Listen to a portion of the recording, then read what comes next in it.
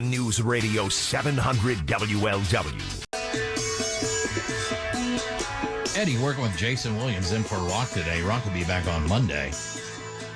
And Jason, don't you hate it when you go into, because I'm not a big Starbucks guy, but I'm a huge one. Yeah. Any place like that where, I just want a cup of coffee, and you're standing in line, and there's some doofus in front of you going, could I have a pumpkin sideways frappuccino, the double latte, but, no dairy, and like on, Yeah, it's happened to me the other day.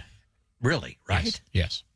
It wasn't there, but it was a different restaurant. It was a restaurant, yeah. But it's annoying. Very. I mean, you could be annoying. anywhere. So you're at, I don't care if you're at McDonald's and somebody's trying to get a dry Big Mac and all this. Yes. It just, it's chaos. It's like you've been in that line, you stand there, you be ready to roll because it's not, there are other people behind you waiting. Correct. You're not the only one here.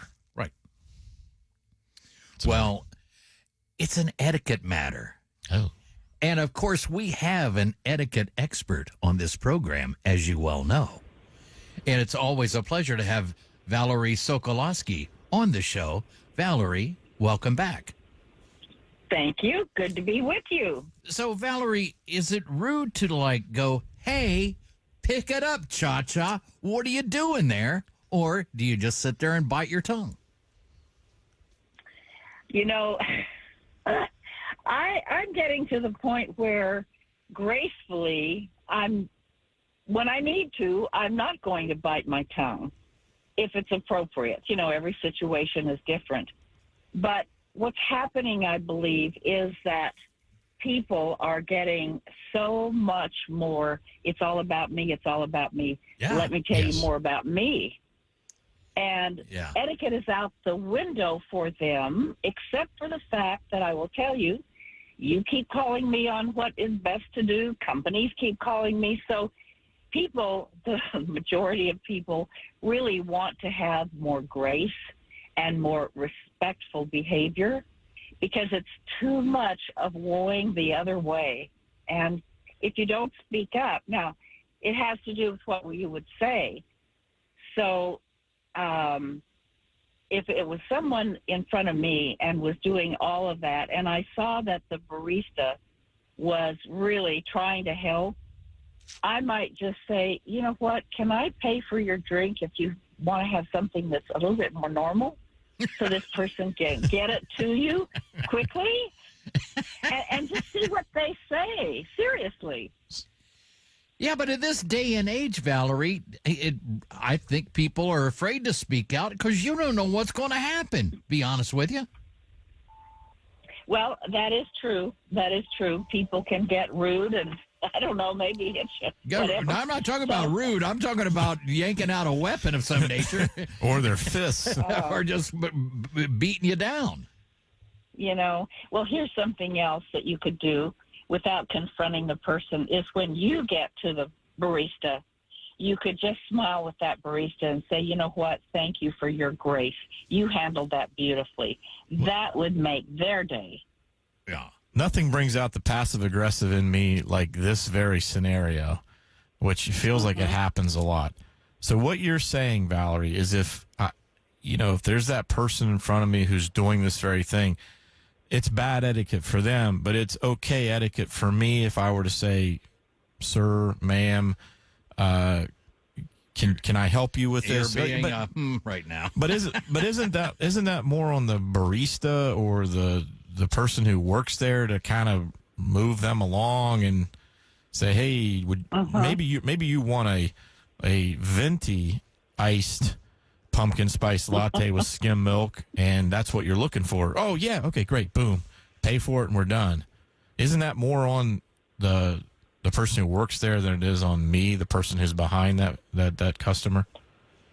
Well, and even go above that. It's the company that owns the coffee shop, whether it's Starbucks or the neighborhood coffee shop, knowing that people are becoming more rude and asking for ridiculous things, they need to have a training session. It's no different than when companies give safety training for companies that, might be like Nextera Energy, where there's plants and you could hurt yourself. They go through training so they're not going to get hurt. Well, it's kind of the same thing. Give your people some help. Give them some tips. Give them some fuel, something that they can say, but don't just leave them out there for the rudeness because they don't know what to say. So help them. Well, this is happening to me the other day where, like, the clerk... Tell this story, because the clerk was just standing, like, just letting them, go through, and they were, the lady... What was happening was the customer kept adding things on to... She had already, and the clerk thought she was done, and she'd be like, oh, no, I want... And this was, going on. This happened, she added, 2 or 3 things onto her order after it seemed like she was done. And I'm standing back there and I'm muttering under my breath, and I'm like, and I'm upset at the customer. I'm not upset at the person working there, and yet probably my frustration should have been with the person working there. And I'm doing the whole passive aggressive, muttering. I'm starting to do a little Rocky Boyman pace kind of thing, like a tiger, and a mini pace, and because nothing really gets me going like this kind of scenario. But that was on the person who works there, is what you're saying, to kind of diffuse that situation and get it moving going. It's up to the company that hires those people that have to deal with the rudeness every day, because these are usually kids, or at least, give them some tools, give them some ways to diffuse what they're asking for. But it goes back to training. Don't just throw them out there with this rudeness is rampant kind of an environment that we've got now. It's a real thing. It's a real thing. Yeah, and that's the thing. I mean, a good point from Jason there is that they are kids. My kid was in the service industry for a little bit and still is. And but he tried to work in a restaurant. And he worked there for about a week and said, he was trying to be a server. And he said, Dad, you can't believe how rude people are and the way they treat you. And he just said, I'm not going to put up with this, because they weren't raised that way. Hey, man, if somebody's getting up in your stuff, just... Sorry, the customer's not always right. Right. You can't just say to the customer, you know what, you... Right. So he just said, I got to get out of here. Well, and the sad thing is for your son and other people in his situation is that they rely on tips. Right. And so I'd find another career. I really would. Right. He's moved on from that gig, but... And I felt bad because I encouraged him to do it. I was like, hey, you'd be good, man. You're very personable, and I think that you'd like it. But he was like, no, general population's too big of a to deal with. Well, I just got back from traveling, and a man, it didn't happen this time, but I will tell you the story. A man came up to reservations and was just berating the reservationist because she wasn't fast enough, whatever it was. And he really was berating her. I got up there next, and I said to this lady, wow, I said, how long have you been doing this job?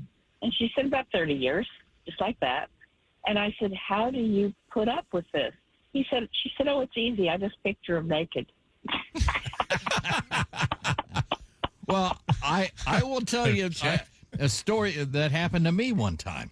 I was in Hawaii with my wife and kids, and I wanted to rent a car for the day. At the front desk of they had a little kiosk there where you could rent a car.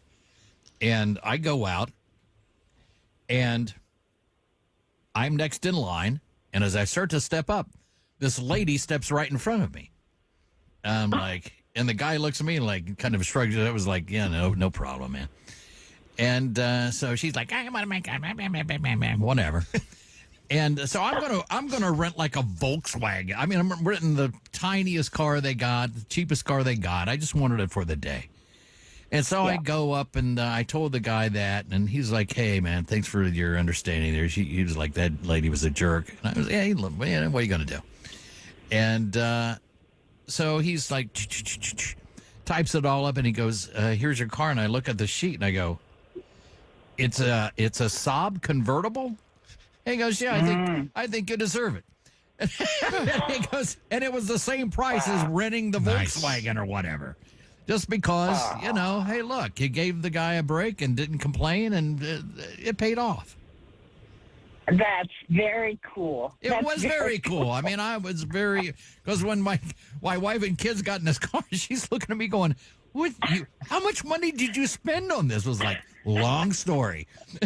Oh, there is hope at the end of the tunnel. Keep the lights shining. Yeah, exactly. Valerie, here's another scenario that annoys me. It kind of goes along the lines of this, is when the person in front of you, or I guess they could be not directly, I mean, just someone who's at the counter, and this also happened to me recently, is on the phone. On the phone talking to someone who's, giving their order at the restaurant in real time there, as she's then relaying it to, the person who's taking the order. And like, now what is it? Did you, so then the person would say back, like, well, did they want sauteed onions on that? Okay. Do you want sauteed? It's like, come on now. You want your order, and these are places, too, where you doggone, your order. These are fast food places. Like, you roll in there, and it's like, come on now. And that's another, like, where the person up in front at the truffle French fries. Yeah. Can I have some truffle oil on that? Sir, this is McDonald's. Yeah. But that's another situation that I see way too often, is the person who's doing the ordering is on the phone. Either they're talking to that person about the order, or they're talking to that person about something completely unrelated, or they're talking to their girlfriend or boyfriend or whatever. The store person is like sitting there waiting because they're in between conversations. Yeah, that's annoying. All right, Valerie, it is always a pleasure. We're going to have to let you go. I love talking to you. Well, I love talking to you, and happy Thanksgiving. And same to you. Valerie Sokolowski, it is always a pleasure, ma'am. Take care. Thanks. All right. Bye now.